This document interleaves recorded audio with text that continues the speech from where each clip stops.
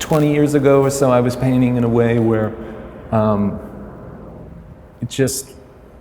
I felt like I needed more parameters. I was thinking all the time about science, but I didn't really see it in the work. And so I wanted to bring it in, and I realized that rules drives creativity, the limitations drive creativity. And so mystery. I set very strict standards and put paint into a squeeze bottle and made up a rule and just started making lines. What happened was quite interesting. When the parameters were set so tight, suddenly interference patterns occurred, and I thought it would be something that I would exhaust within a year because it was so simple, but it kept morphing and changing. Never did it repeat, and I started researching interference patterns, and they looked like light gathered from distant pulsars, or the way that a butterfly's wings, the pigmentation on the wings, or it's even present in quantum mechanics. And so it opened right up. Yeah, by closing it down, it opened up. And that's another interesting correlation between the way that art and science are alike, or putting parameters on things. You know, I think most artists would agree that they have rules for themselves. They might be totally weird and not make sense to anyone else, but in the way that there's the scientific method, there's the artistic method, but there's one artistic method for every artist that there is. Well, that goes back to the idea of the individual and the social construct. Yeah, no, I see that. And yeah, I wanted to go back to a point you said earlier about kind of asking questions and the way that an artist or a scientist asks questions. You know, to me, I really think that art and science ask the same questions when you boil it down enough, and you have to boil it down pretty far, but it basically comes down to, you know, the big ones: who are we, why are we here, where are we from, where are we going? It's the 4 W's. And Gauguin's painting. Exactly, and he nailed it on that painting. At least the title. Yeah, well, and it goes from left to right. It's beautiful work, but that's really what is at the foundation of the work I do at Sci-Art Center. We use his quote because it's so perfect. Artists and scientists are concerned with the same basic things, so yeah, they're doing it from different points of view, researching through their own lenses, but why not be in conversation with one another, and then maybe someday you'll just be I don't know what we would call people if they weren't an artist or scientist. We'd have to come up with a new word. We'll get to the point where almost everyone a humanist or something, I don't know. Right? Yeah, I mean, the creative humanities and then all the sciences, it's like the go-to. It's like most people. That's right. Yeah, really interesting. I mean, it's really difficult to try to imagine one of the questions that I think we talked about was the role of technology. And, you know, with the advent of exponential growth in technology, it's really very difficult to think about what's coming down 20, 30 years from now and how that's going to affect what artists do. I think of myself primarily as a painter, but I make a lot of sculptural things as well. I think of painting as a form of, you know, thin sculpture anyway. And my connection to science started with the Gestaltists when I studied, particularly with an artist who studied with the Ames group at Ohio State University, Gestalt perceptual systems, because at the time I found that the formalist analysis of art was too vague, and he had amazingly articulate ways of critiquing painting, and it didn't matter if you were a figurative painter or you were an abstract painter, he could give you a really good response. So that was my start, and then from then on I tended to use science in the same way I use history when I needed to have support for an idea that I wasn't getting support for, and I could find it in science. So I give you an example, would be, I wanted to make paintings in the 60s that were highly illusional and flat at the same time, with color, all these contradictory things. which went against the Greenbergian dogma at the time that it should be, painting should be about painting, it should be flat. So science said, you know, as I was reading about the Big Bang theory, that space is actually curved and so on. And so I started using, from then on, I always looked to science as support for the kinds of things I wanted to do in my work. I do neuroscience-based art. I consider myself kind of a conceptual artist in that it's really the concept that I'm working with which drives the form that the work takes. Usually ends up being sculptural, installation-y, or if it's flat work, there's 200 parts to it and it takes up a whole room. I like immersive things, just because that's the kind of art that I like to experience the most, probably. But I started doing neuroscience-based art in college when I was studying neuroscience and sculpture. At the same time, I was doing a double major, and I was running between the lab and the studio, and at one point I realized, okay, I have to do a thesis project. I can't just do a double major. I have to maybe choose between the two, and what it came down to is that science is what I really like to think about, specifically brain science, but art is what I like to do. So I started doing neuroscience-based art then, and probably will be for the rest of my life, because the brain is really a lot like space, which we've been talking about a lot already, uncharted territory. You throw out the number 4%. My guess is that we know what there is to know about the brain. We know about 10%. And that's kind of a generous estimate, because as we know, the way science works is that we think that something is the way it is, and then it gets overturned 100 years later. So who knows where neuroscience will be in 300 years. So it's a baby science, so it's really interesting to work in, because it gives me a lot of room artistically. And then in addition to my art practice, I run SciArt, which is a 2-part organization, a publication and events membership organization, where we basically celebrate the convergence of science and art in a number of ways. This happens through art shows, it happens through featuring science-based art, interviewing artists at the forefront of this. Daniel was in the magazine. I think you were in the first issue ever. About 3 years ago that was. I'm Sally Bozzuto, and I make work about regenerative cycles of death and rebirth, as told through substances such as dirt, dust, compost, and living media.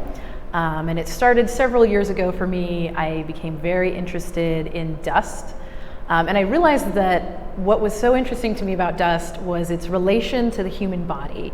And any little pile of dust bunny that you find in your corner is some small percentage of us. It's like our hair and our skin, and it's also little bits of stardust. So we also all have like a space Stardust? Yeah, and so it's What like is stardust? So asteroids hit the Earth's atmosphere and then disintegrate and then collect in your corner. So Joni Mitchell was right, we're stardust. And so I think that I then became very interested in issues related to the human body and natural cycles. So I then became very interested in studying a lot of biological aspects and kind of feeding that into my work.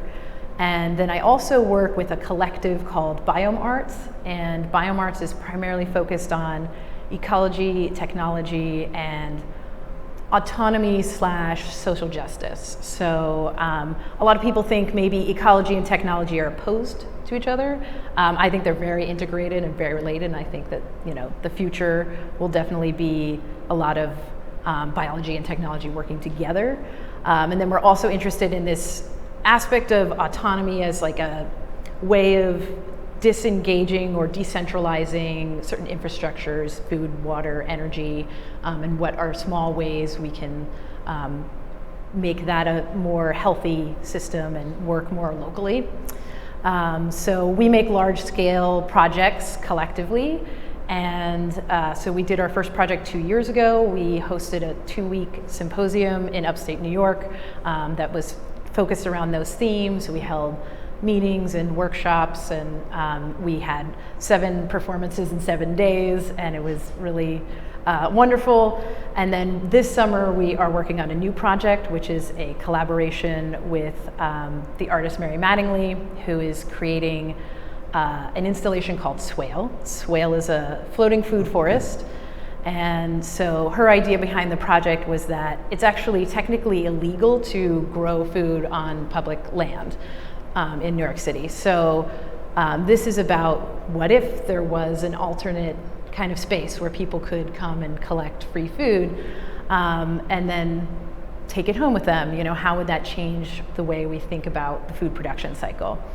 And my group, Biome Arts, is creating an installation and event series called EcoHack 2016. And EcoHack will feature a small structure that we're building, and we're also seeding the forest with digital sensors that'll collect environmental data.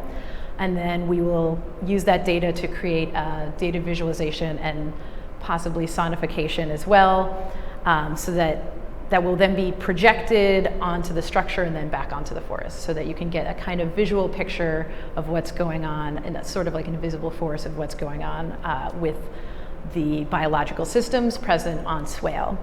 And then we're also hosting an event series for that as well, which will include performances, workshops, and Skillshare and educational programming. And that's all free and open to the public this summer. I have a question. Sure. How do you see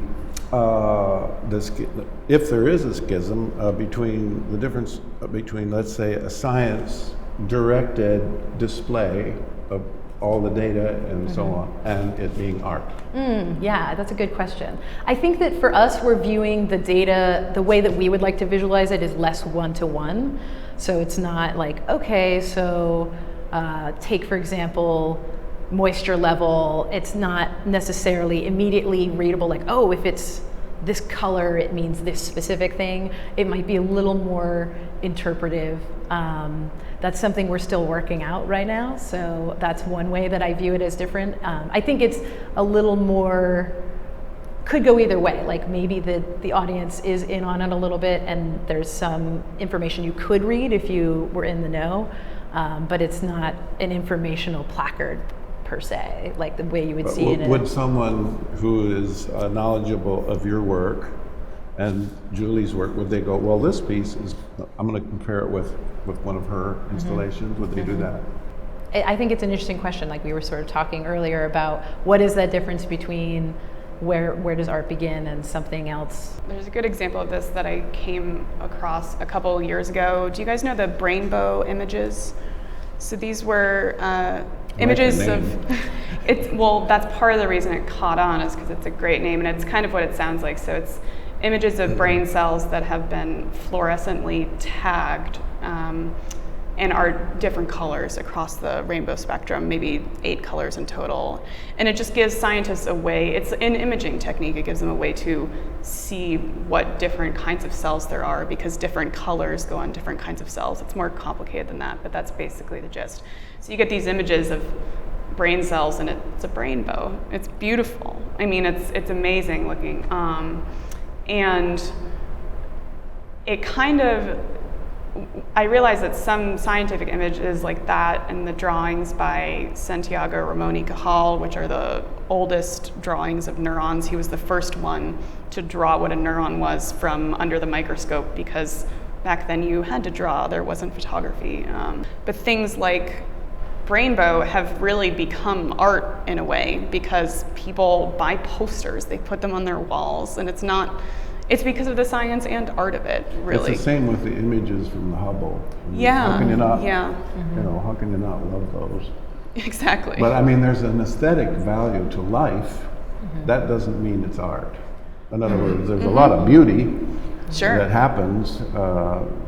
I think that there's a difference between the idea of art as an adjective and the idea of art as a noun. But I don't know whether everyone would agree with me on that. I think it's about making choices. I think that's what it is. You know, it's like maybe that, to me, the thing we were just talking about, which was they choose these colors for these Hubble images, that's a choice. To me, that like it's bordering on art. So every time you have to like choose, that it's just it's a an million aesthetic different. choice. Yeah. It's an aesthetic choice for sure, but it's not directed the Right, way, in the same way. an artwork is Sure, directed. yeah. I'm just wondering. Like in my work, I try to. I think visual strength is really important. I mean, humanities. We've been making art for tens of thousands of years, and we're very visual creatures. And I think it's important to have work that has that strength. So in my work, I try to make work that has strong visual presence,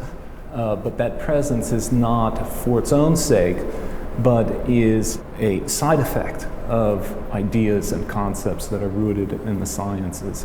I think it's a tricky thing to balance the perceptual with the conceptual, and to get the best of both worlds, the best of what has developed in art for millennia and the conceptual underpinning of science. That's really the trick. That's definitely the hardest part about the kind of work that I make, because it's so concept driven that I kind of basically know what the piece will look like before I start making it, because I really try and get across specific science. The ideas have to be visual, so I can't, make every idea that I think of. It really has to work visually too, but getting the aesthetics on par with the concepts, which I already find to be so beautiful in themselves. Like I'm not improving those concepts, they're there. So I try and match them aesthetically, and that's the hard part. The scientific method, which I like to say I think is humanity's greatest achievement. It's not a gadget, but it's a way of thinking. And it's a tool. And at the core of it, it doesn't work unless it's objective. And the main difference that I see is art is subjective. We're dealing with a subjective experience of consciousness, and science hasn't really figured that out yet. I mean, as far as I know, we haven't gotten any real answers about the nature of consciousness. No, starting to, but no. Somebody once said to me that they described the difference as science wants to know the answer to a question about nature, and the artist wants to show you what it looks like. So one is about how things look and feel, and the other one is, well, what do they mean? I see what they have in common, though, humanistically, is that both artists and scientists are driven creatively in the same way to resolve their chosen mysteries. When you think about science, it's really gotten so far by reducing things down to its smallest components, reductionism. And I think it seems like we've arrived at a point where now we can start to connect the dots and break down the barriers. And I think it's really exciting to think about the potential. I like to think of Michio Kaku talks about the civilization types. Type 1 civilization, type 2, type 3. Type 1 has mastered the energy of its planet. Type 2 of its star, it's mining the star and building a Dyson field around the star, and type 3 is the galaxy. Of course, we're type 0. But I often, yes, we're but I often like to think, well, what would art be like in one of these civilizations? And I like to entertain the thought that we wouldn't even name it art or science. It just is something that is completely efficient and benefiting society in a sustainable and smart way. It's interesting that you wouldn't even want the distinction there anymore, really. Great art is really visualized thinking in a way, and if the thought is moving towards problem solving, you just solve the problem. And right. Part of the task for the artist, I find, is finding the problem. And it's true also for the scientist, but I think it's more laid out there for them in a certain way. My friend, the artist Richard Archweiger? Yes. We were really good friends, and he would possibly describe it as the difference between the physical space and the social space. And he describes the physical space. Imagine being the only person in the world, everything else being the same, animals, whatever. The only way you would know anything would be through observation and experimentation. Like you see that the animal eats this particular plant when he's sick, but it makes you sick when you eat it, except when you are sick, Yeah. And that is the physical, he would describe it as the physical space is the space of art. And then the social space is everything that you know by communication.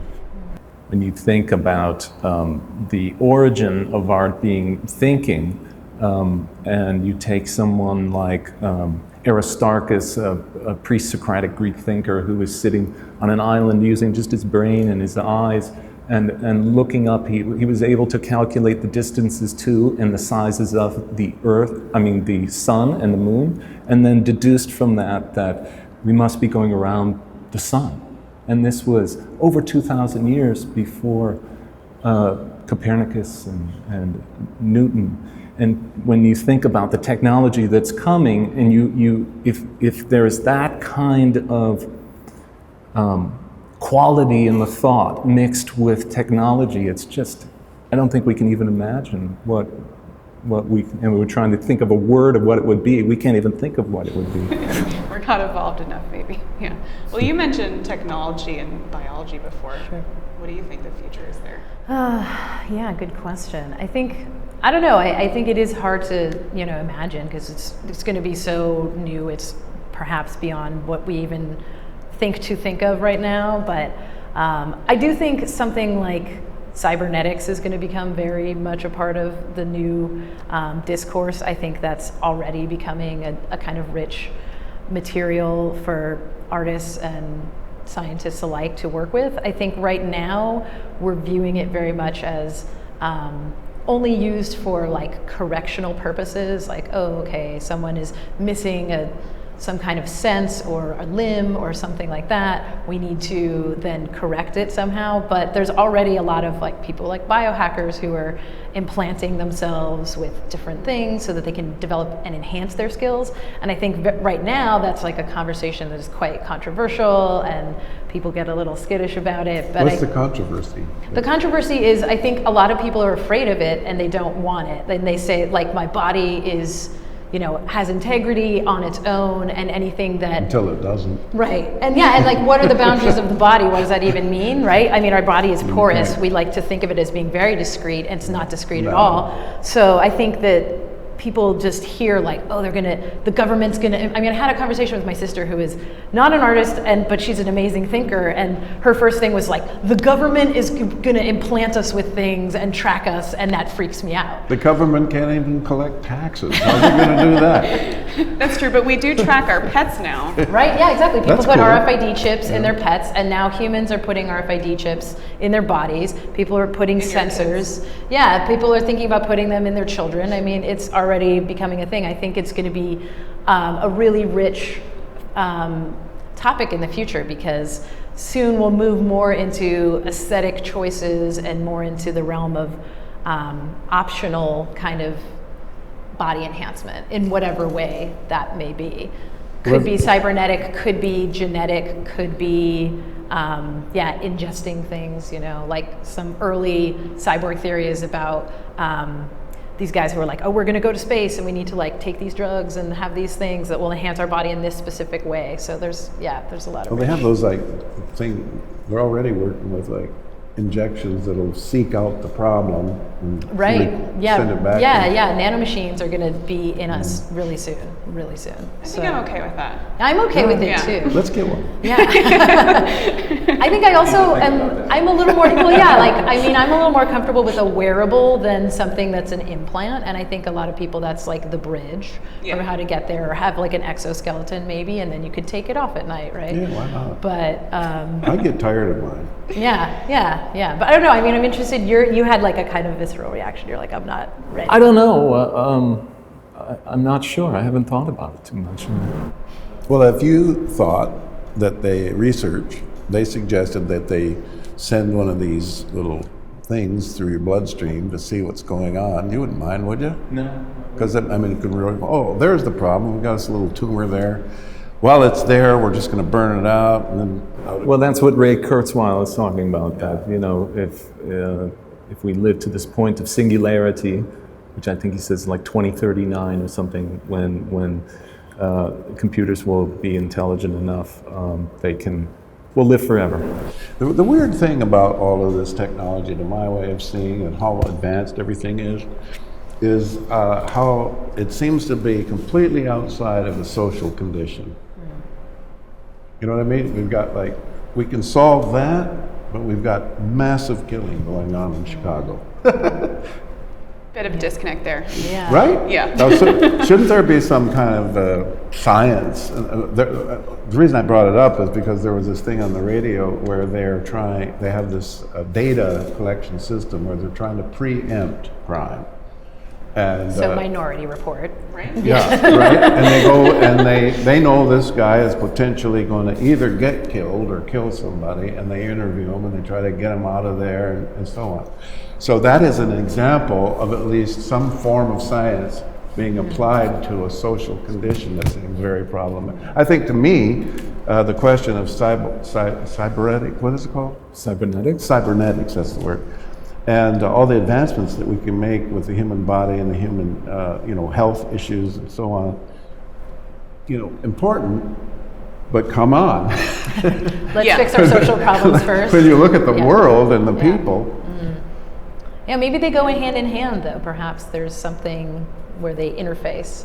And yeah, maybe like nanomachines, I don't know, this is... social science. Yeah, I don't know. Or maybe nanomachines are going to go in and control our brains. I mean, I don't know. That's a terrifying thought, but I don't know. There's already a lot of interesting... I mean, I don't know, even just using any mind-altering drugs. Like, people are on a lot of drugs now. But even without drugs, the psychological applications to advertising and so on are very effective. They know. Yeah. They know Yeah, that's true. if you say the same thing enough, make America great again, I'll use that as an example, or weapons of mass destruction, people will believe it.